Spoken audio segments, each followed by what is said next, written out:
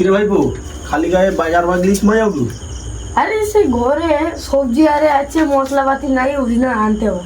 বাজার করতে হবে আর কি হ্যাঁ। সে বাজার বা করতে যা বুঝেছি ওটা কথা কইলি শুন কি কও?